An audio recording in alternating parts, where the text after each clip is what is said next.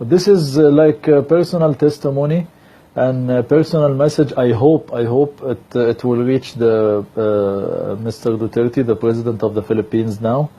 Because when I visited the Philippines the first time, he was not yet in power. And I saw a lot of corruption, a lot of complaints, a lot of poverty, a lot of drugs. It's almost the same like back in my own place in Egypt, because we are suffering from corruption and from drugs for more than 50 years. That's why the country is always down. And there is a lot of people in the Philippines also. They need the country, they want the country to stay down and not stand up. Why? Because it will ruin all their drug business, and it will destroy all their thrones and their bank accounts, which is already full with millions and millions of pesos. And that time when I went to the Philippines, I wanted too bad for the President Duterte to win the election, and thank God he won the elections and became the president. And that's the kind of president any people anywhere in the world, they need their president to become like Mr. Duterte. Because if you become the president, it's not a gift, it's not a blessing, it's a big responsibility, and you have to be as much as responsible for each and every person in your country.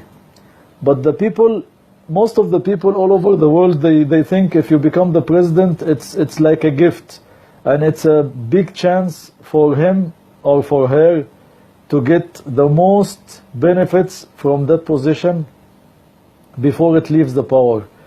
But since Mr. Duterte came to power, I saw that he's only concentrating, you know, on doing the right thing. Because if you fight drug dealers, it's not a bad thing, because the drugs destroying the country from down to up. Because the main power of any country is the youth.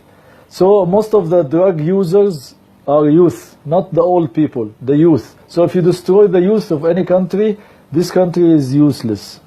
So very good and very good decision from Mr. Duterte to fight the drug dealers. I am 100% with him in this, not to negotiate or not to put them in jail, because if you put them in jail, they'll go out and they'll do also drugs and they'll start to deal again with drugs. This is not the solution. The solution is killing them on the spot once they prove that they are dealing with drugs, and also applying the death penalty, because if you are not afraid from death, you will do whatever, you will rape, you will deal with drugs, you will kill. But once have something to be afraid of, like the death penalty, most of the criminals will think twice before they do bad things. So I'm so proud that the president of the Philippines is Mr. Duterte. God bless him, and I hope God will give him the support and power to fight more the crime and the corruption until he terminate all of them and eliminate all his enemies who doesn't want the Philippines to become up. Because I believe if he succeed on his campaign, the Philippines will be the most powerful economy in the whole Southeast Asia. And before I'm not thinking to stay in the Philippines, but now after President Duterte, I'm coming inshallah next month to stay with my wife there in Iligan City. And I'm so proud that the president now is Mr. Duterte, and I wish him all the best. And I wish someone just take my message to him or my testimony, because really I wish I can meet him in person one day. Thank you very much. Hi again. This is my second message to the President, Mr. Duterte of the Philippines. I just saw the press conference that he made, and I just I'm feeling very proud and happy about answering the question of the journalist who asked him what he will answer to Mr. Obama of the United States.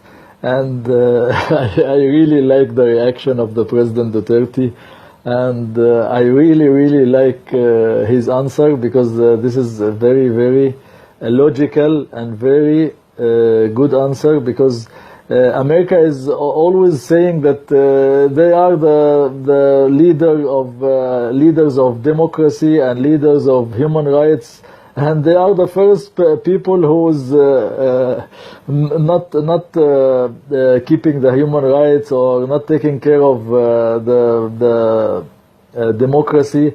And America is actually a double standard country, and you see them killing people in Afghanistan and in Iraq, and putting their nose in Syria and Korea and everywhere. So everywhere America put her nose in this country, definitely the country is not doing well because of the American interference. Very good, Mr. President Duterte. Very good answer. And if Obama doesn't like what you said, it's his problem, not your problem. And this is you don't have to answer or to reply to Obama, because you have to answer to the Philippines people only, because they are the one who elected you. They are the one who's your responsibility. And let Mr. Obama mind his own business. Let him first take care of the human rights in his own country, because until now we are in 2016 and there is racism everywhere in America. If you are a black person, they deal with you, especially the police force. They deal with you depending on the color of your skin, and they humiliate you and deal with you very bad just because you are black. So, Mr. Obama, don't talk to us and don't lecture us about human rights and about democracy, because you first have to apply it to yourself and to your country, and then advise the other countries, other presidents to follow your footsteps. But till then, I hope you keep quiet and mind your own business only. Keep up the good work, Mr. President Duterte, and I wish you a very healthy and good life, and may God protect you from all harm and from all your enemies, and give you victory, and give you what you wish for your own country, because I'm 1,000,000% sure that you wish the best for your own country, for the Philippines and the Filipino people. Thank you very much. Hi everyone. This time my message is not for Mr. President Duterte. My message this time is for the Filipino people. First of all, thank you very much for the positive input that you give me on my videos, and thank you for everyone who shared my video or left a good comments, and even for the people who criticized me or left bad comments.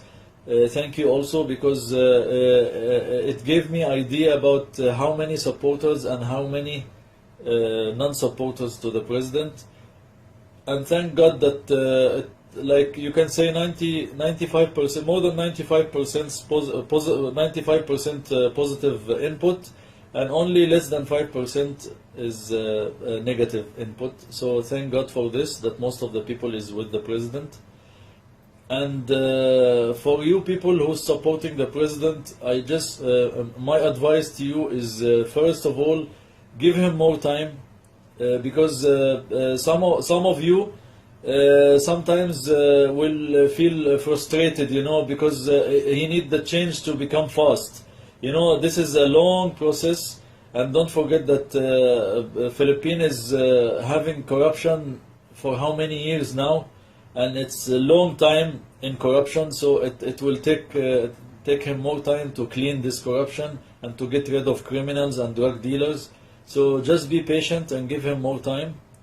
And for the supporters also, my message is not only giving him more time, just be positive in yourself and your way of life, because the president cannot do everything alone. You know, he need to do it with you, not alone, because alone he cannot do it alone, because it's a teamwork, you know. And just be positive in all the ways of your life. Be a smart consumer. Don't open the light during the daytime.